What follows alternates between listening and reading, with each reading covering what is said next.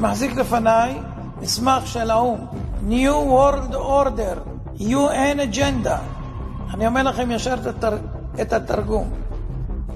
סדר עולמי חדש של האו"ם בין השנים 2021 עד 2030. לא תאמינו מה שתשמעו. תתכוננו. קחו אוויר, תנשמו, ואל תתייאשו, כי יש אלוהים למעלה. דבר ראשון, בין השנים האלה תהיה ממשלה עולמית אחת, מטבע עולמי חסר מזומנים, בנק מרכזי עולמי, צבא עולמי אחד, סוף הריבונות הלאומית, סוף כל הריבונות הלאומית,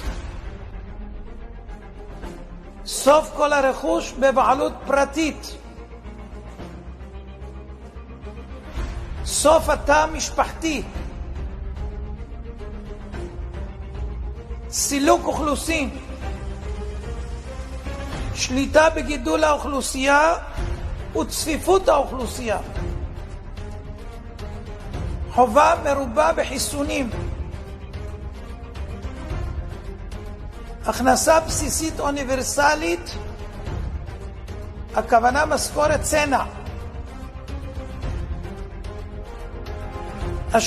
השתלת מיקרוצ'יפ לרכישה, נסיעות, מעקב ובקרה, יישום מערכת אשראי חברתית עולמית כמו שיש לסין, טריליוני מועמדים המחוברים למערכת הניטור G5, הממשלה תגדל את הילדים, בתי ספר ואוניברסיטאות בבעלות ממשלתית, סוף התחבורה הפרטית, בעלות על המכוניות, כל העסקים יהיו בבעלות הממשלה, התאגיד, הגבלה על מה שלא חיוני בטיסות,